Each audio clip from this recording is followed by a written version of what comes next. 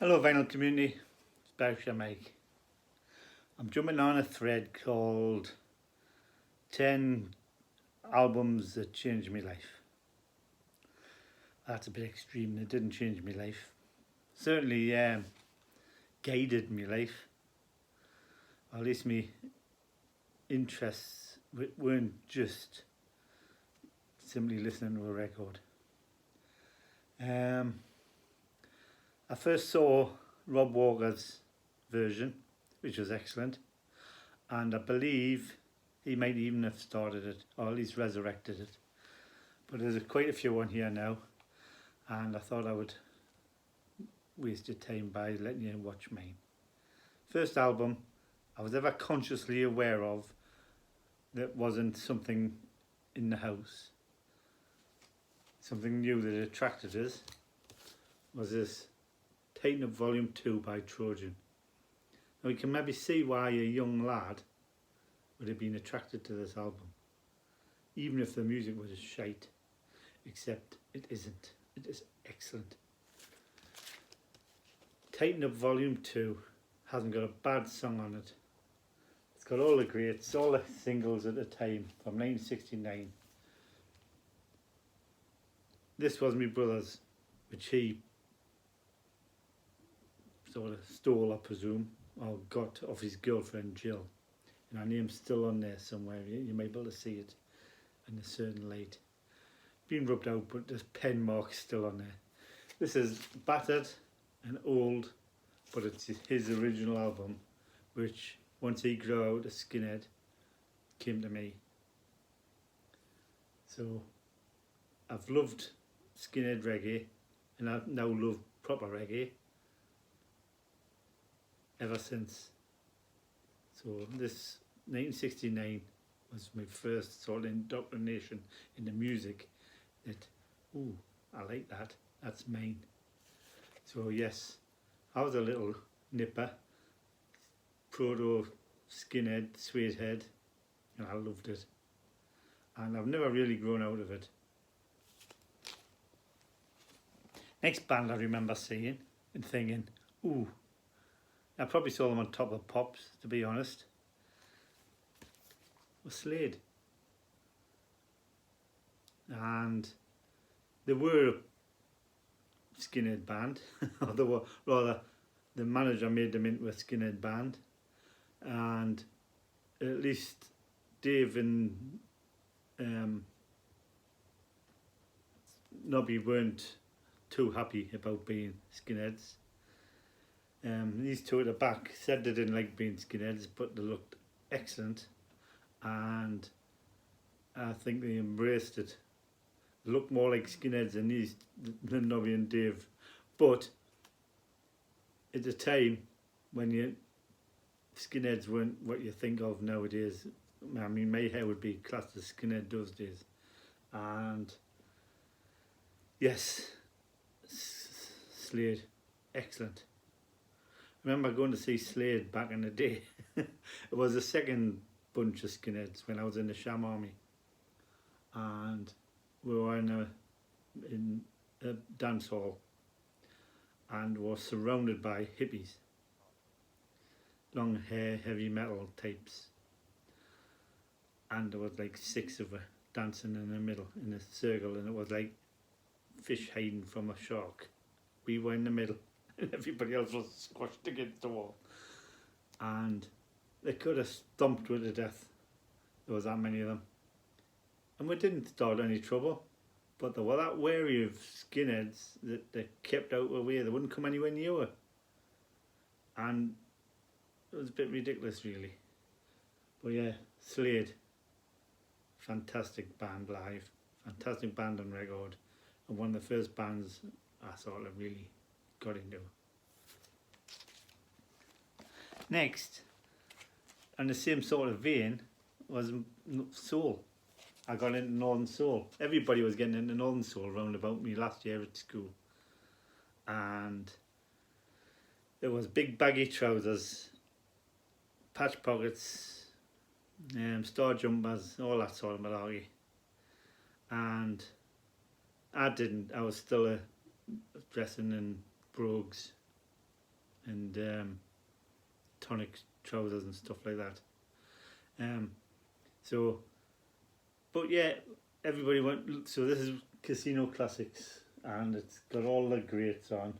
Like, long after the night is all over, time will pass you by. I'm on my way. If you think of classic Northern Soul, it's on this album, and I couldn't afford the singles, and even then, I mean, I'm going for a week's wages for a single. And that's a week's working in a pit or working in a steel factory. You know, wasn't standing behind some cocktail bar or whatever. Couldn't afford the records, but they went wild. And it was all drugs, and I was too young for drugs, and I wasn't interested in drugs. But if you weren't buying singles, you were buying drugs or dancing. I was dancing.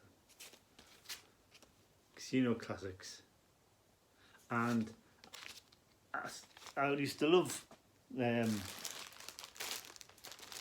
to the nights. I never had a bag with all the badges on, but if you were the first one into a bar, or the first 200 or whatever, you got a patch.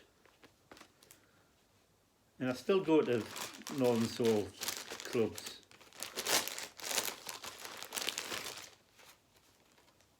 And I kept going all the way through my army career. If I could get what Northern Soul do, I would go. And I've never sewn these on anything. They're all minty and probably worth a few bob now, I should think. But you get the idea. I mean, there's tons of them. Soul Nights. Promotions. So yeah, I was a proper Northern Souler, and I loved the music, and it wasn't very skinhead or anything, but nobody bothered you. You didn't have to wear a big leather coat and baggy trousers, but if you did, they swung around when you danced and looked great. Anyway, next, Little Skinhead. And then you hear this band. This is the reissue, but it's Ramones' first album. Changed the world. This is probably it. This is probably the band that changed the world, because everybody wanted to sound like the Ramones from this time onwards. Elton John, Stones, Beatles, everybody was blown away. Everybody who was starting a band were trying to copy the Ramones, and nobody did it better. Ramones, excellent. This album, I mean, there's famous stories about like Steve Jones learning to play this album as soon as it came out, long before Sex Pistols became anybody. But yeah, this changed the world, Ramones. This band was the first band of the punk era that I really got into. And it's not, this is from the box set.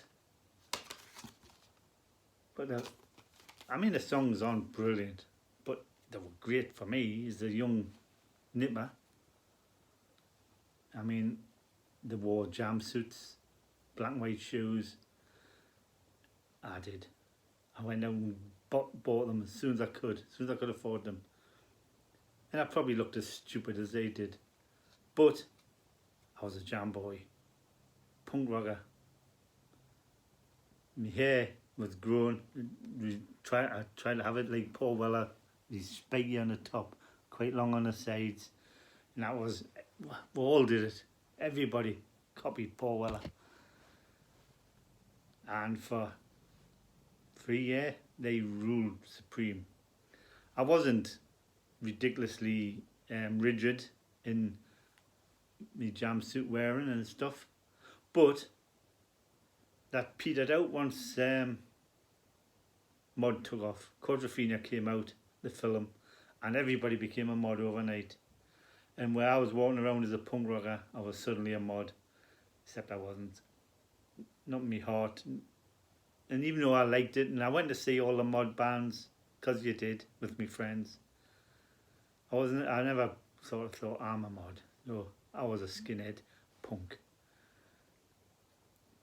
So I sort of gravitated back towards being a skinhead punk, but like, you know, like this band, street punk. They started them and Menace, and Coxbarra, bands like that. And it wasn't until like 1980s that Oi started properly, with Gary Bushell promoting it in Sounds magazine.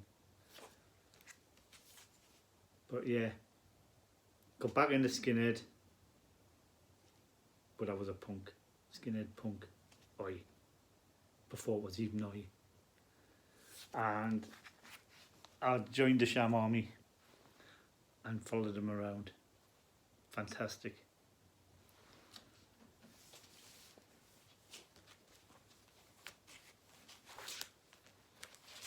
Then I saw the film. It was banned in Britain because of the violence, and people were coming out after watching it. Young, thick people were copying the violence, and I got into it. So I got into this. I bought this, and it's Clockwork Orange soundtrack by Walter Carlos. And it introduced me to a completely new set of type of music, which I still like today, electronic music. And I didn't put this on thinking it was rubbish. I put it on and it was a no, really. It was great. I love Clockwork Orange. I've got a Clockwork Orange tattoo on my arm, and I really got into it.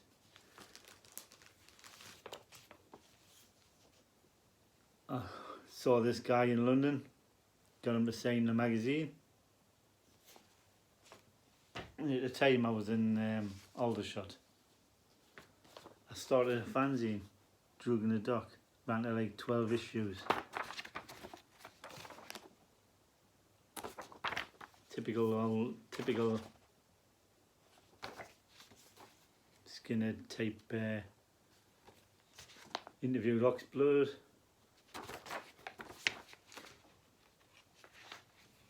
Interviewed Durango 95, which was the car that they were driving in Clockwork Orange.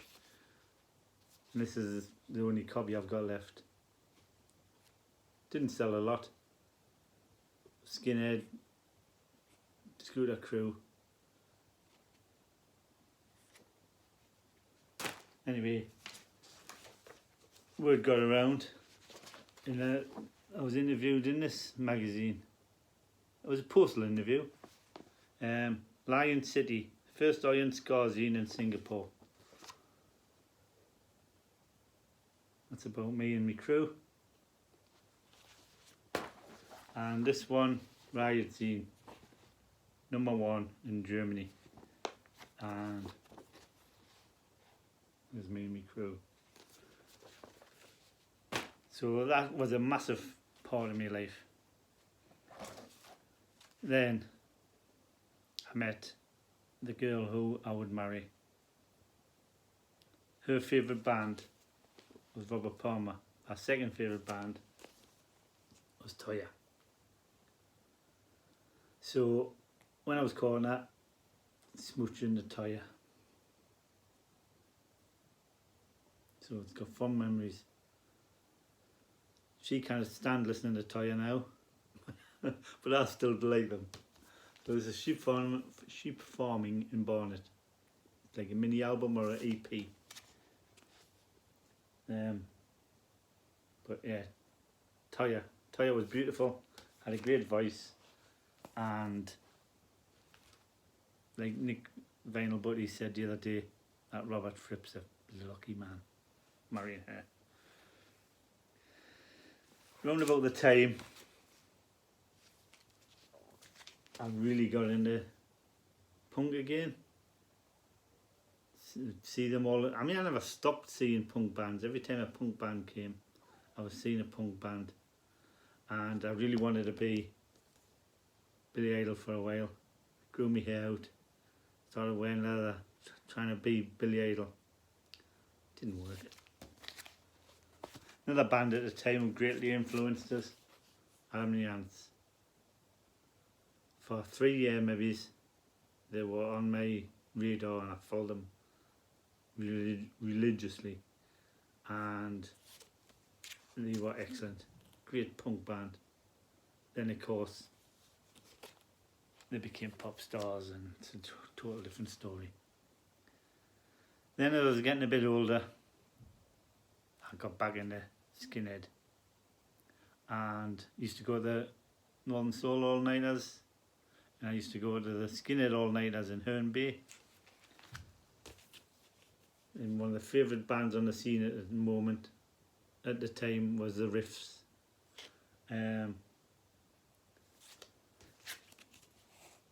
This is called Who Wants It, and it's excellent. The lead singer's got a new band, Riff Raff, and they're playing in Portsmouth in a couple of weeks, so if you get a chance, go and see them. They're just as good. Ska, punky ska, excellent. Couple of badges that I got back in the day. Trojan Appreciation Society that I used to be a member of. So there you go. I love electronic music now because of Walter Carlos. I love punk rock because of the Ramones. I love ska because of Tighten Up. I love reggae because I liked ska and rocksteady, Skinhead reggae, and I love punk. And the best punk now to me is street punk, and that's better known as Oi. And it's a business, Cockney Rejects, Foreskins, Last Resort, all those sort of bands. So I think the records I've showed you aren't the best of that genre, but they're the ones that got me into the best. Some of them are the best, like the Ramones. You can't be better. But there you go. I hope this sort of gives you an introduction of how records can change your flow, if not your life. Thanks for watching.